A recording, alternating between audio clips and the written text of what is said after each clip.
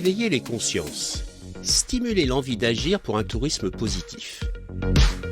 Bonjour et bienvenue sur Expérientiel. Je suis François Huette, passionné par un tourisme guidé par le sens. Les différentes crises écologiques, spirituelles et économiques nous poussent à sortir de nos schémas traditionnels. Elles nous invitent à questionner l'impact de nos activités sur la santé de la planète et de l'humanité. Ce podcast est la rencontre avec des acteurs engagés. À travers leurs histoires, nous allons découvrir des femmes et des hommes visionnaires. Ce sont des passeurs d'expérience et de savoir qui sèment des graines de réflexion et d'action pour co-construire un tourisme positif, porteur de sens, inclusif et non culpabilisant. Pour ne rien manquer à notre actualité, suivez-nous sur Facebook, Instagram et LinkedIn et n'hésitez pas à nous soutenir en mettant de belles étoiles et en partageant autour de vous. Alors, tout d'abord, c'est une rencontre ce printemps entre Johanna et moi-même, entre l'habitat plein air et la nature et le bien-être et le développement personnel. Donc, l'écologie interne d'un côté, l'écologie externe de l'autre, et comment proposer une expérience insolite en pleine nature pour se reconnecter à soi, à l'autre et à la nature.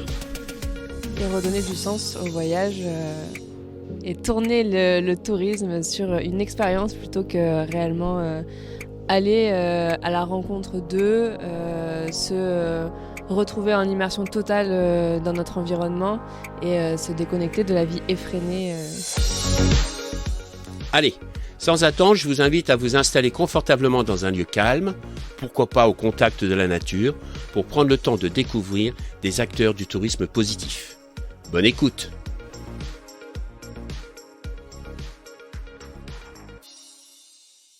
Voilà. Bien. Bonjour Dominique, bonjour Marion, bonjour Caroline. Merci d'avoir accepté l'invitation au podcast Expérientiel. Aujourd'hui, on va continuer à parler de Time for the Planet. Lors d'un épisode précédent, nous avions parlé avec les cofondateurs de Time for the Planet sur la philosophie, mais aussi sur l'organisation. Et aujourd'hui, Time for the Planet, c'est plus de 60 000 associés.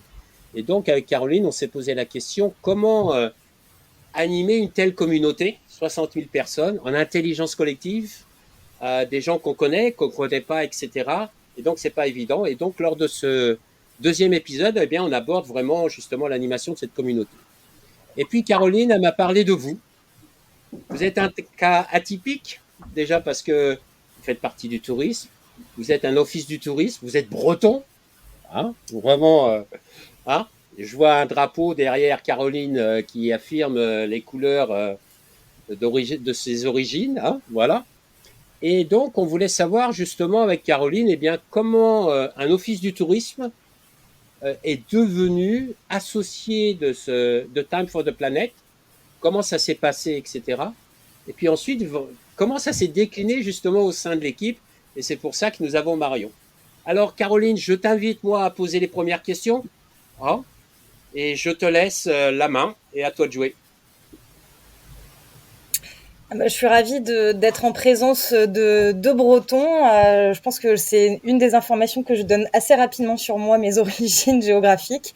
Et avec Dominique, donc qui se présentera juste après, directeur de l'office de tourisme de Dinan-Cap-Fréhel. J'avais vu beaucoup d'enthousiasme et de curiosité face à leur engagement sur différentes démarches de développement durable et de RSE. Et on échangeait nos bonnes pratiques. Et du coup, voilà, je trouvais que c'était intéressant quand j'ai su qu'ils sont devenus actionnaires de Time for the Planet, de leur donner la parole sur comment ça s'est passé, le cheminement en fait au niveau de leur engagement, qui est un engagement au niveau de leur organisation, qui est l'office de tourisme dans un premier temps, qui a débouché, qui a fait des petits, au sens où même certains salariés de l'office de tourisme sont devenus actionnaires à titre individuel. Et c'était dans ce sens-là que je souhaitais vous inviter, et j'ai proposé d'être encore plus de Bretons autour de cette table ronde virtuelle pour parler de votre retour d'expérience d'actionnaire Time for the Planet. Dominique, est-ce que tu peux commencer par te présenter justement un petit peu la genèse de l'engagement RSE de l'Office de tourisme avant de parler de de démarches plus techniques pour des collectivités ou en tout cas des organismes de gestion de destination ou acteurs institutionnels. Comment ça s'est passé pour devenir actionnaire de Time for the Planet? Caroline, François, merci de votre invitation d'abord. Dinan Cap Frais le tourisme en fait est mobilisé sur ce sujet du tourisme durable, du tourisme responsable depuis maintenant près de 3 ans. Comme beaucoup d'offices de tourisme, nous sommes dotés de référents qualité.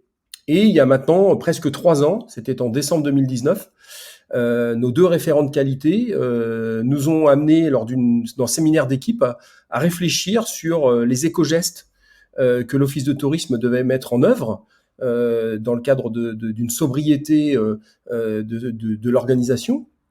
Et c'est vrai que depuis maintenant 2020, nous avons travaillé sur à la fois des engagements en interne, mais également donc une sensibilisation des professionnels, des visiteurs, à travers un certain nombre de gestes. On le communique sur nos supports de communication.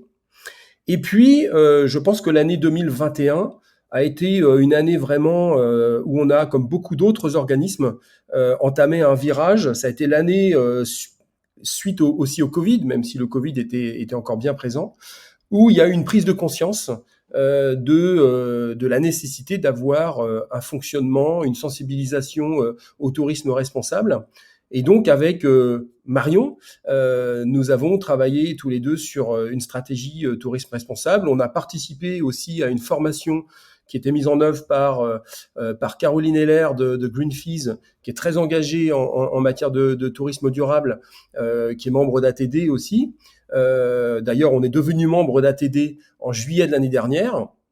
Et donc, on a suivi tous les deux une formation, comment mettre en œuvre une stratégie de tourisme durable sur le territoire, qui s'est déroulée l'année dernière. Voilà, donc ça se matérialise en 2021 par des actions concrètes d'intégration au réseau ATD, de travail avec l'équipe sur à la fois des éco-gestes au sein de l'Office de tourisme et d'autres types d'actions.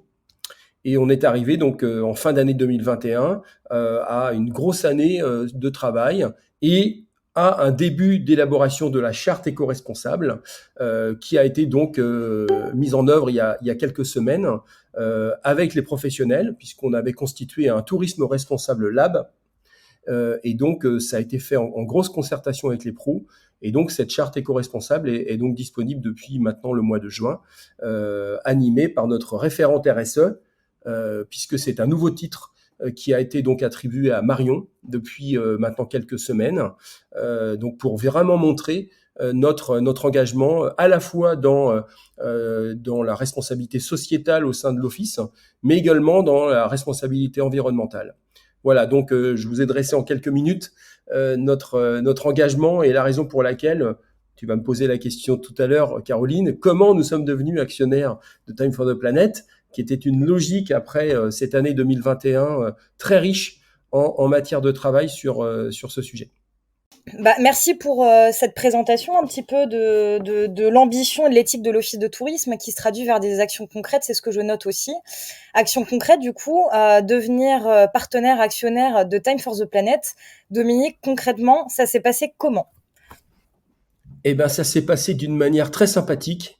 En fin d'année de l'année dernière, en décembre 2021, même si j'étais en congé comme d'autres personnes, je check mes messages sur LinkedIn et je vois un message d'une personne, en l'occurrence toi, Caroline, qui a partagé un post de Time for the Planet qui incitait les professionnels du tourisme, les habitants, à devenir actionnaires de Time for the Planet. Ce post m'a interpellé.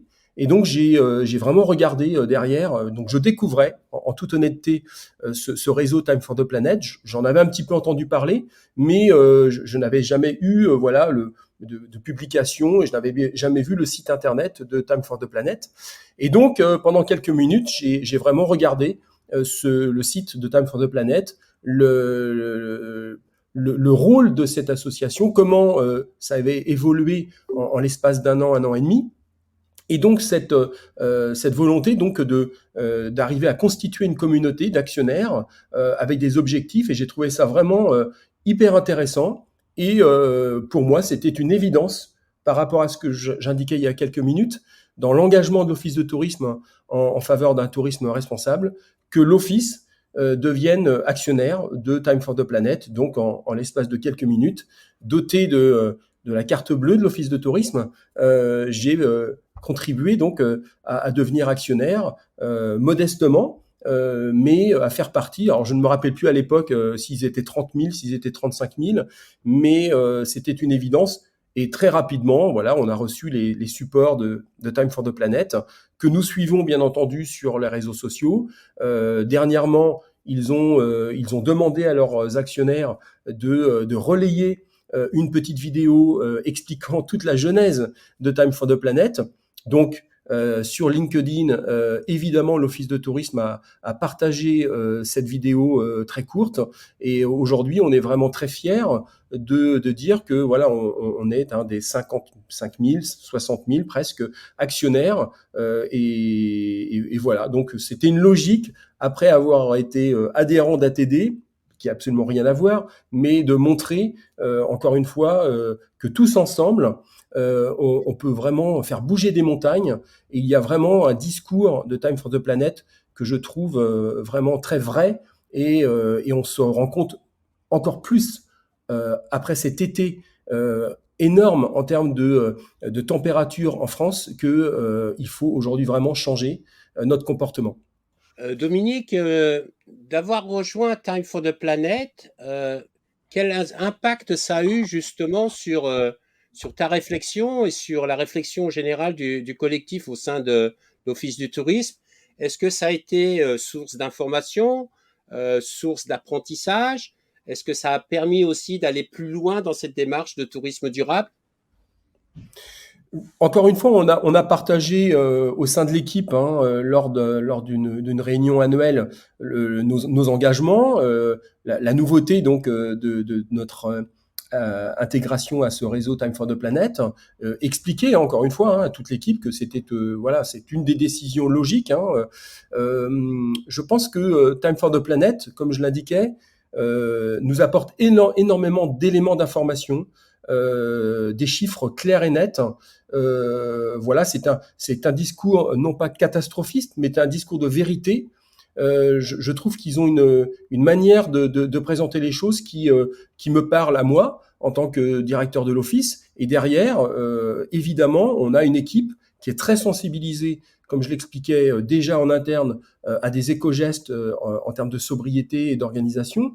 Mais au-delà de ça, c'est vraiment de montrer que voilà, il faut être très clair sur les objectifs à moyen terme, et donc on doit absolument aujourd'hui revoir notre organisation, revoir nos fonctionnements, encore plus sensibiliser nos élus, nos professionnels dans le cadre de la sobriété énergétique, nos visiteurs dans du comportement.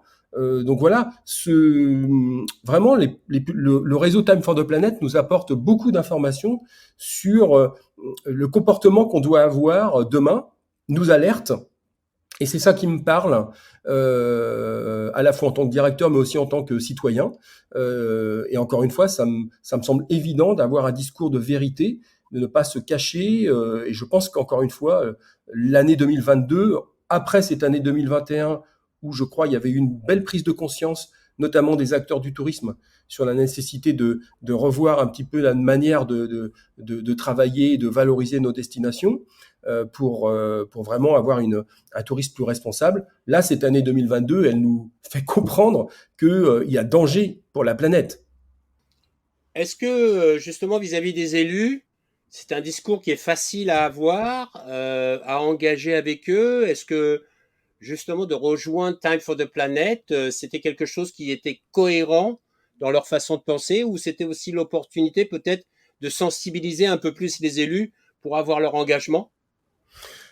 Encore une fois, quand on a expliqué à nos élus cette décision de rejoindre Time for the Planet, parmi encore une fois diverses actions où nous avons rejoint le réseau ATD, où nous avons effectivement travaillé sur une charte éco-responsable, ça fait partie en fait d'une démarche globale. Et je pense aujourd'hui, sur notre territoire, notamment de Dino Agglomération, on a clairement des élus qui sont parfaitement conscients. Sur ce territoire, nous avons des locomotives touristiques comme le Dinan, mais aussi le Cap Fréhel qui est labellisé Grand Site de France. Ce Grand Site de France, aujourd'hui, il fait partie de ces grands sites qui ont parfois de la surfréquentation touristique, où on a parfois des comportements de visiteurs au niveau donc de la nature qu'il faut changer. Ce sont des choses qui sont simples. C'est pas uniquement une problématique de gaz à effet de serre, puisque voilà, Time for the Planet vraiment insiste sur ce sujet donc de gaz à effet de serre. Mais au-delà de ça, je pense il faut vraiment montrer que des petits gestes quotidiens peuvent vraiment avoir des effets pour les organisations, pour la planète, et où aujourd'hui, nous, les élus de notre territoire intercommunal, sont des élus qui sont super conscients. Tout à l'heure, Caroline le disait, elle était fière d'inviter 2 Bretons. La Bretagne est certainement une des régions françaises où on a un sens du civisme vraiment développé dans la gestion des déchets, dans la préservation de la nature. On voit bien notre littoral est un littoral qui est extrêmement préservé. Le GR34 qui, encore une fois, est le sentier des douaniers qui fait le tour de la région, c'est un GR qui est super bien préservé. On doit y faire attention pour ne pas avoir une surfréquentation. Mais encore une fois, nos élus ont parfaitement compris notre engagement à rentrer dans un réseau comme Time for the Planet, comme les autres engagements que nous avons à travailler sur la sensibilisation et l'accompagnement des pros et des visiteurs sur des gestes à avoir maintenant. C'est hyper intéressant. J'ai noté quelques mots-clés et qui feront plaisir aux cofondateurs de Time for the Planet sur la sincérité et la vérité du discours et la façon dont ils arrivent à fédérer avec des punchlines sur les réseaux sociaux qui embarquent tout le monde. Et je pense que tout le monde est d'accord pour dire que pisser sous la douche ne suffira pas, qui est le nom de leur manifeste que moi je distribue pas mal. C'est des choses qu'on disait il y a pas si longtemps que ça en matière d'éco-gestes. Et maintenant, on sait qu'il faut aller plus loin. Donc là, il y a vraiment cette prise de conscience des conséquences de l'activité humaine dans le dérèglement climatique et du rôle que les acteurs du tourisme peuvent réaliser justement pour atténuer, en tout cas pour se mobiliser. Comme tu le dis, voilà, il y a, nous sommes comment dire, acteurs du tourisme, on arrive à véhiculer aussi un message fort, notamment les conseillers en séjour en office de tourisme. Donc, justement, avec tous les éléments d'information qu'ils communiquent très bien, ils ont des mini-podcasts, ils font aussi des vidéos sur YouTube vraiment géniales, d'1 heure, d'1 heure et demie, avec vraiment des experts et des pointures de certains sujets et concepts assez complexes. Donc, bravo de suivre tout ça. Et du coup, moi, je me questionnais, Dominique, quand tu m'as parlé de votre engagement, et rapidement, tu m'as dit que, du coup, votre référente RSE, donc Marion, qui est présente avec nous et qui va se présenter, avait aussi fait le choix de devenir actionnaire. Je vais pas dire adhérer, parce que c'est pas une association. Voilà, ils ont un statut très particulier qui est présenté dans la première partie du podcast. Marion, est-ce que tu peux te présenter? Est-ce que tu peux nous dire qu'est-ce qui t'a séduite dans la dynamique? Moi, je parle de dynamique du réseau Time for the Planet. Comment tu arrives éventuellement à t'inspirer des éléments d'information justement qui sont communiqués? Enfin bref, la parole est à toi pour nous partager ce qui t'a plu chez eux. Merci Caroline, puis également merci à vous deux pour l'invitation autour de cette table virtuelle. Donc en fait c'est assez drôle parce que j'ai en même temps vu ton message Caroline pendant les mêmes vacances, en tout cas pendant mes vacances également fin d'année dernière. Et quand nous sommes rentrés de congé, voilà, quand Dominique m'a annoncé qu'il souhaitait que l'Office de tourisme devienne actionnaire de Time for the Planet, et je lui dis écoute, j'ai eu la même idée pendant mes vacances, j'ai eu la même envie. Car voilà, comme tu dis, par leur discours, leur punchline, leur dynamisme, voilà, c'est un petit geste parmi tant d'autres, mais si on s'y met tous collectivement, voilà, on est plus fort. Donc ça m'a paru assez évident. Ça m'a fait également très plaisir qu'au final, l'Office de tourisme et Dominique aient cette même envie, parce que ça veut dire qu'on est quand même sur la même longueur d'onde. Et donc, moi, de par mon poste, hein, donc référente RSE au sein de l'Office de tourisme, c'est vrai que ça m'inspire beaucoup pour les actions que l'on peut mettre en place en interne auprès des visiteurs et puis en relais auprès des sociopros. Et puis ça a fait beaucoup de sens par mes convictions également personnelles. C'est-à-dire voilà tout ce qui est mobilité douce, tout ce qui est préservation de la nature. Enfin voilà, moi je randonne beaucoup, une grande amoureuse du GR34 notamment, et puis aussi dans la sensibilisation des jeunes générations, hein, par mes enfants. J'ai aussi ce rôle-là et cette envie-là. Donc voilà, c'est vraiment on va dire tout un ensemble d'actions et de sens que j'ai dans ma vie personnelle et professionnelle. Et ça m'a paru assez évident de devenir actionnaire à Time for the Planet. Alors, est-ce que vous êtes combien au sein de l'Office du tourisme? Combien d'employés, de salariés? Nous sommes 24, Dominique. C'est bien ça, hein? Nous sommes 24 Tout à fait. salariés permanents. Personne n'a quitté le navire depuis 5 ans. Ça va. Est-ce que vous êtes tous associés, actionnaires de Time for the Planet? Pas encore. C'est ça. On a envie d'embarquer tout le monde. C'est aussi notre envie quotidienne d'embarquer les collègues dans cette action-là. Et justement, sans parler de Time for the Planet, mais sur l'aspect RSE, tourisme durable, etc., comment vous engagez justement les échanges, les conversations en interne autour de vous? Alors c'est vrai que comme l'a dit Dominique, je me permets Dominique, mais on organise un séminaire annuel, et c'est vrai que ça fait déjà 2 ans que le tourisme durable et la RSE sont au programme. C'est vrai que ça fait vraiment de la sensibilisation et présentation du plan d'action, des actions que déclinait tout à l'heure Dominique. Et puis c'est des nouveaux projets comme les podcasts que l'on sort actuellement. Donc c'est une nouvelle façon de découvrir autrement. Également tout ce qui est dans la gestion relation client. On a vraiment aussi un rôle à jouer en tant que conseiller en séjour et en tant qu'office de tourisme pour sensibiliser les visiteurs, pareil, pour découvrir autrement, pour se rendre avec des mobilités plus douces sur des sites qui sont très fréquentés aujourd'hui. Donc c'est vrai que finalement dans toutes nos actions et avec les collègues également, ces valeurs-là se retrouvent, même dans notre discours d'accueil, dans notre façon, dans les éditions, il y a toujours également ces valeurs et cette sensibilisation qui existent. Donc voilà, je pense qu'on va dire on porte tous ces valeurs-là au sein de l'équipe. Hormis vos collègues, est-ce que vous en parlez aussi autour de vous? Parce que en plus d'avoir des contenus un peu pré-rédigés qui sont faciles à partager sur les réseaux sociaux, ils organisent aussi des mini-formations, notamment pour apprendre à pitcher Time for the Planet pour ses proches. Donc moi, j'ai assisté à différentes sessions. La prochaine, pour moi, c'est justement comment pitcher à une entreprise ou à une organisation. Moi, c'est plus évidemment les collectivités qui m'intéressent. Est-ce que, alors sans être expert de la dynamique, est-ce que vous en parlez autour de vous? Est-ce que c'est fédérateur? Est-ce qu'il y a cette fierté qu'on sent déjà dans votre discours, et puis même qui infuse aussi votre comportement au quotidien à l'Office de tourisme? Comment vous le vivez, aussi bien en tant que directeur d'une structure qui est actionnaire, en tant qu'individu actionnaire, la fierté, voire même peut-être c'est le dernier truc qui va nous sauver si on est un peu plus scénario catastrophe, pardon. Comme tu viens de le dire, Caroline, je pense que c'est l'idée d'infuser une appartenance à ce réseau.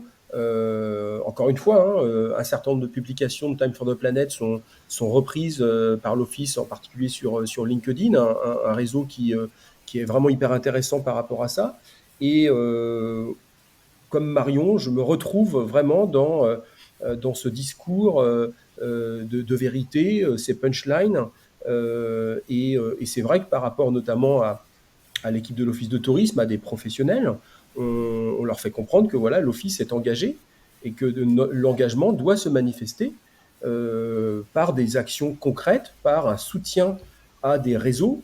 ATD en est un, acteur du tourisme durable, mais c'est vrai que Time for the Planet aujourd'hui est à un autre niveau avec ses presque 60 000 associés et surtout vraiment fait comprendre qu'on est à un tournant. Voilà, il faut avoir ce discours clair et net avec voilà, il y a des experts du GIEC qui nous font régulièrement des informations. On a dépassé déjà un certain nombre de scénarios.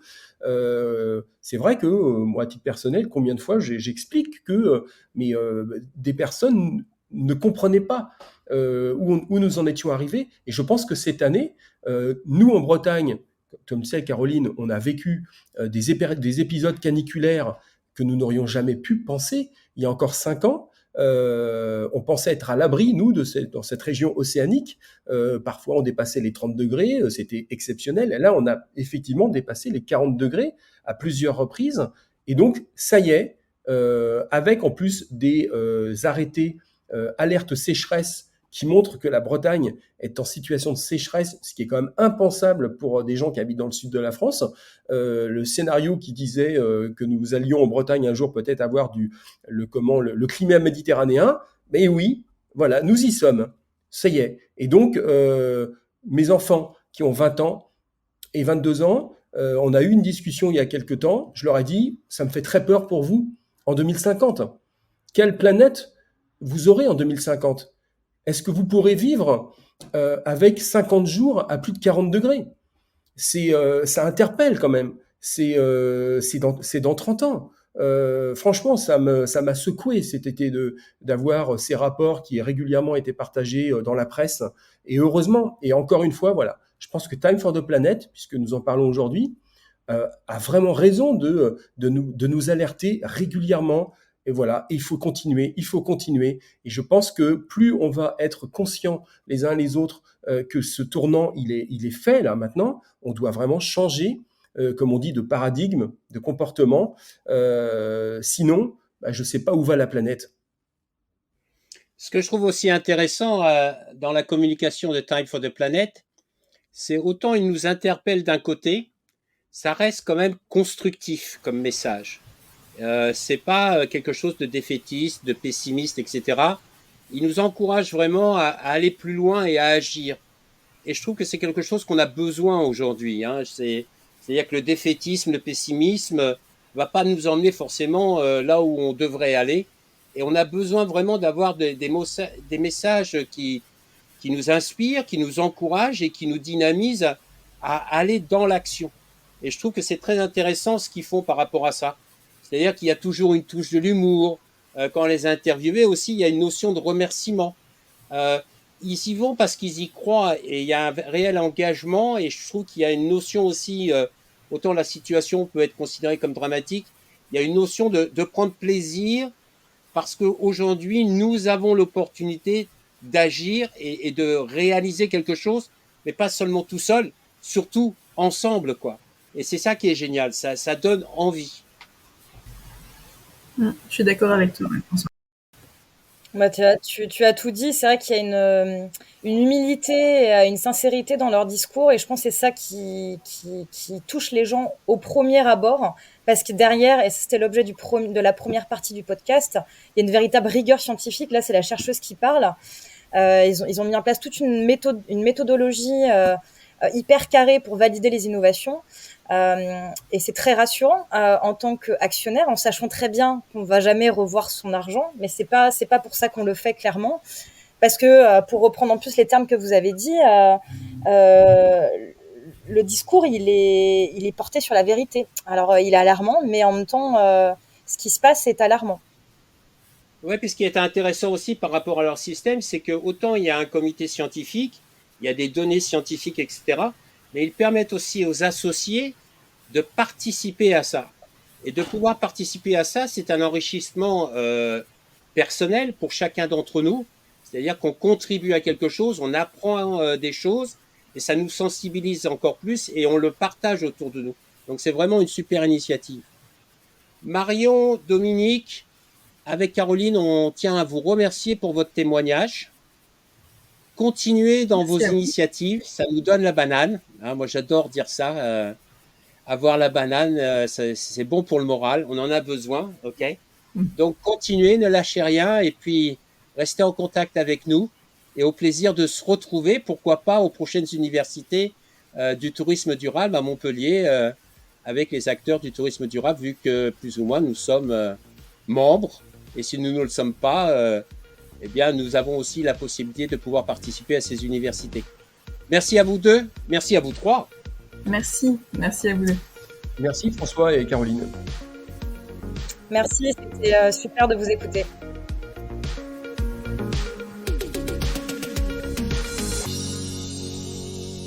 Voilà, c'est la fin de notre voyage du jour.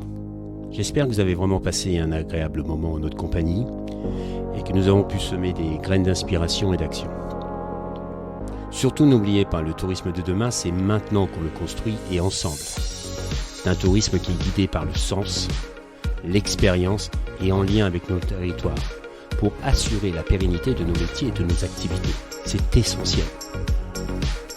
Si vous avez vraiment aimé ce podcast, favorisez sa diffusion en lui donnant 5 belles étoiles sur Apple ou la plateforme podcast préférée que vous utilisez. Et puis, surtout, et ça c'est le plus important, n'hésitez pas à partager dans votre réseau. Essaimer la connaissance, essaimer le partage d'expérience. C'est essentiel pour chacun d'entre nous d'avoir accès à cette information.